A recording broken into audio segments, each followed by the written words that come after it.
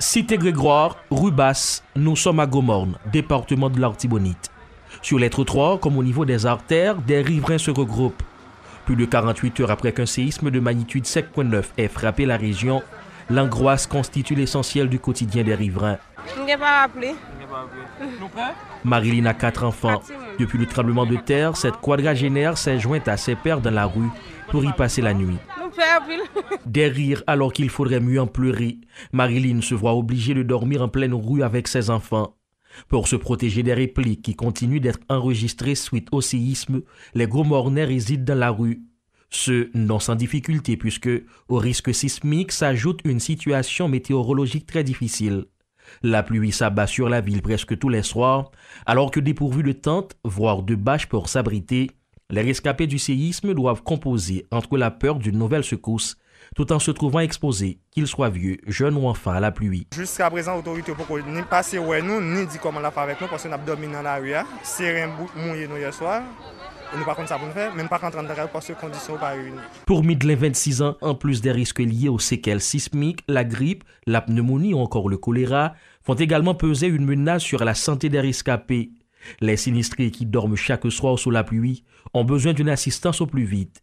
Sur ce point, les complaintes de Marjorie et Mimose en disent long.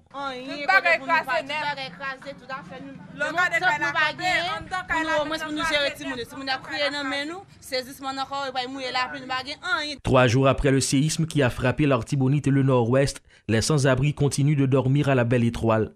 La situation à Gomorne n'est pas différente de celle qui prévaut à Port-de-Paix.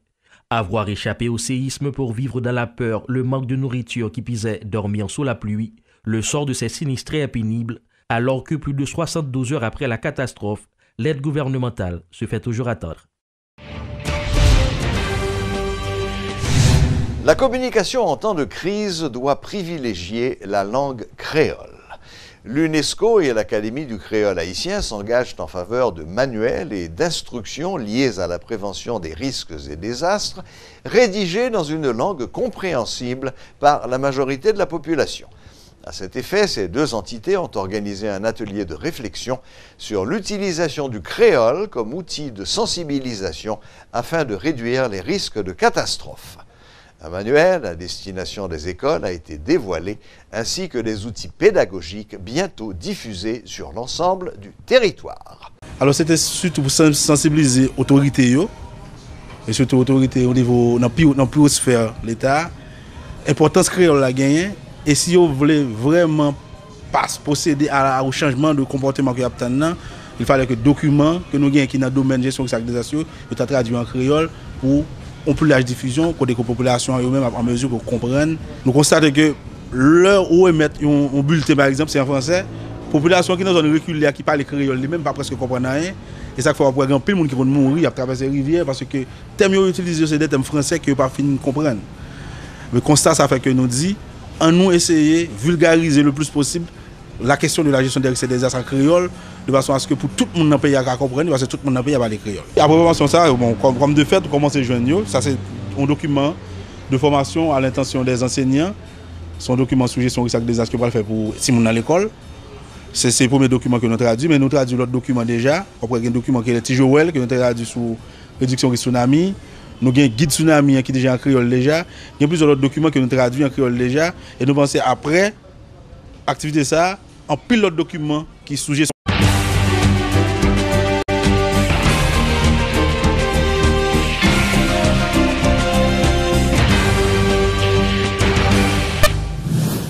Madame, mademoiselle, monsieur, bienvenue à Metro News. Voici les principaux titres qui seront développés aujourd'hui. Schiller Louis d'Or, membre du parti Famille-Lavalas, a été auditionné ce mardi au parquet de Port-au-Prince. Il était invité à fournir des explications sur le mot pétro-déchoucage qu'il avait prononcé. Le bilan du séisme qui a frappé le nord du pays continue de s'alourdir. Plus de 300 personnes ont été blessées alors que 17 personnes ont perdu la vie.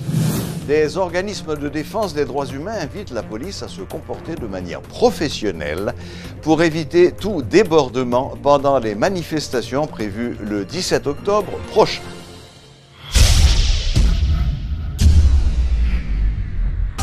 Votre les bons goûts est prêt, venez chercher.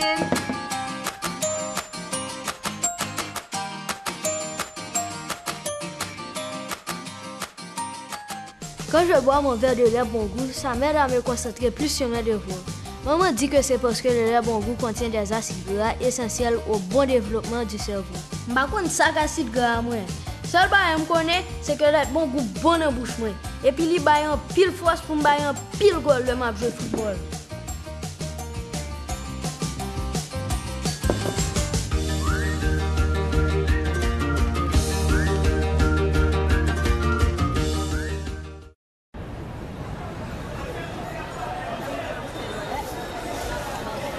Merci belle petite maman chérie, chérie. Bonne journée. Osman chérie, qui côté où c'est comme bois l'équilibre? Moi-même ma commet, pas qu'un pile cash sur moi encore. Moi mettais tout comme moi sous T4 Unibank tout côté ça. Et puis c'est avec me régler tout à fait.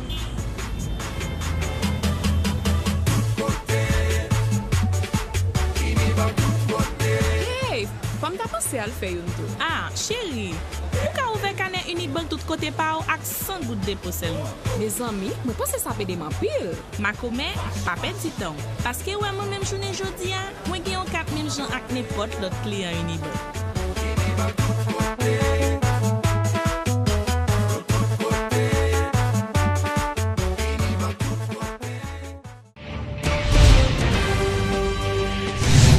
Comme prévu, le chef du parquet de Port-au-Prince a auditionné ce mardi Schiller Louis d'Or, membre du parti Famille Lavalas. Ce dernier a été invité au tribunal de première instance de la capitale pour s'expliquer autour d'un mot prononcé récemment, le pétro-déchoucage. Par cette audition, Klamé Oknam Dameus dit vouloir mieux saisir le sens ou appréhender la nature de ce message transmis aux citoyens. Les explications fournies par Schiller Louis d'Or sont surprenantes et l'audition s'est déroulée sur fond de perturbations et d'échauffourées. Suivez ce reportage de Luxon Saint-Ville et de Paul Léel. À l'extérieur comme à l'intérieur, les militants de l'opposition étaient présents presque partout. Le parquet de Port-au-Prince était envahi malgré un fort dispositif de sécurité. La police a semblé être dépassée. Ils sont tous présents pour apporter leur soutien aux membres de Famille Lavalas, mais surtout pour dénoncer ce qu'ils appellent une tentative d'intimidation et de persécution. En plus des militants, des membres du directoire du parti de Jean-Bertrand Aristide, d'anciens et actuels parlementaires, une batterie d'avocats ont également fait le déplacement. Schiller Louis d'Or est bien entouré. Peu avant 10 h du matin, le concerné était déjà présent. Le commissaire du gouvernement allait faire son apparition 2 heures plus tard, mais il a eu des difficultés pour accéder à son bureau face aux pressions des militants. Quelques minutes plus tard, Klamé Oknam Dameus a atteint enfin son carré sous des propos virulents des supporters de M. Louis d'Or.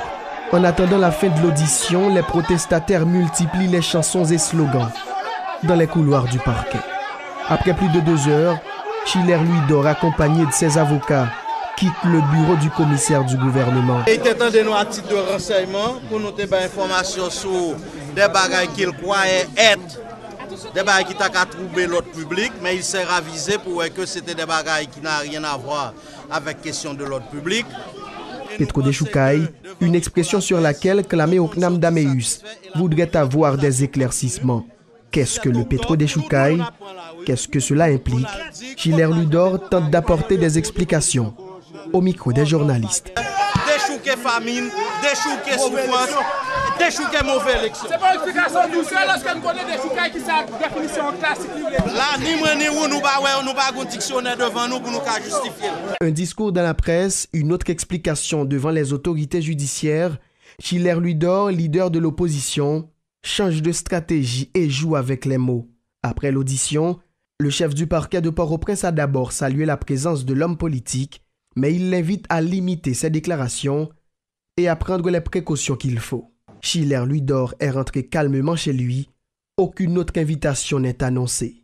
Une audition marquée également par cette intervention du directeur départemental de l'Ouest de la PNH qui voulait libérer les couloirs du parquet de ses occupants. Vers son seul jour a utilisé la force. Le responsable du greffe du parquet de Port-au-Prince ainsi qu'un avocat qui ne voulait pas obtempérer ont été brutalement frappés.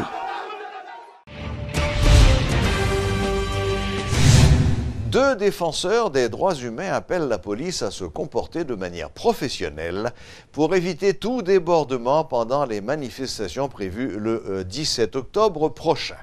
Maxime Rony de la POHDH et maître Gédéon Jean du CARD se sont dit favorables à un procès Petro-Caribé, tout en disant redouter que certains utilisent le mouvement Petro Challenge pour accomplir leur agenda personnel. La Constitution article 31 il garantit expression, liberté de réunion et d'association pacifique sur tout sujet.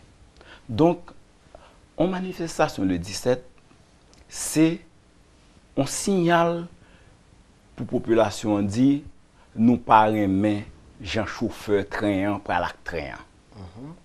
Là, ma plan son appel, bah, chaque grand citoyen qui descend dans la rue, pour travailler à un impact véritable, faut que c'est des manifestations pacifiques côté que moun exprime position.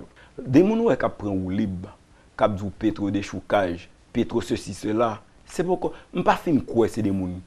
Méthode ça pas mener nous joindre côte comme Petro-Caribé. Méthode ça, il plus veut mener vers la pagaille.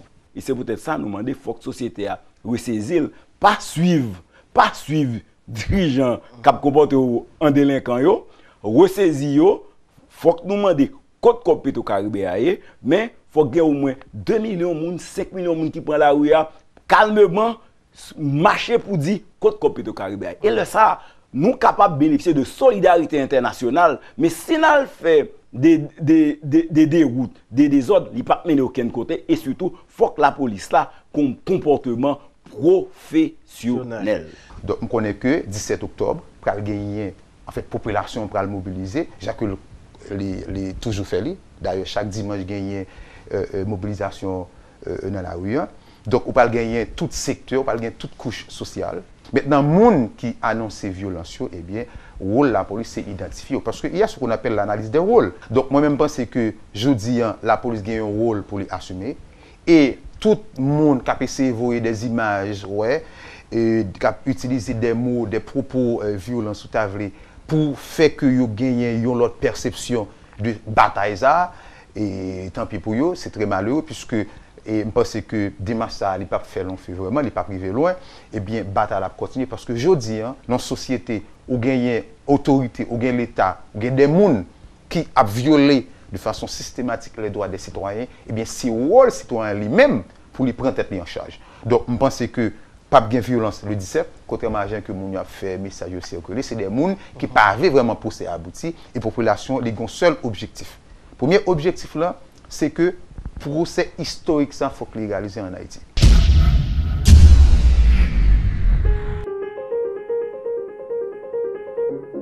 J'adore danser.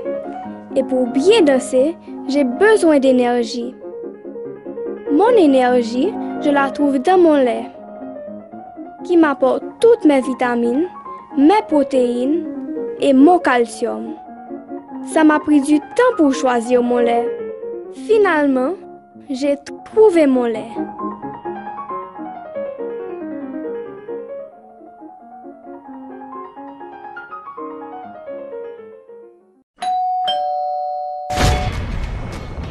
C'est moi qui travaille BUH, boss. Non, monsieur, son livreur. Waouh! Nouveau catapus BUH. Merci! Allons BUH. Depuis l'agron produit, c'est que c'est équipement qui fait goal. Oh oui, chérie, c'est ma nouvelle catapus. Qu'on a me sentir plus en sécurité. Kaido, boss. Avec un service à la clientèle qui a bonne stratégie, une nouvelle application mobile qui trace sous la balle et un Mastercard qui fait regarder belle goal, là où c'est client BUH ou déjà champion.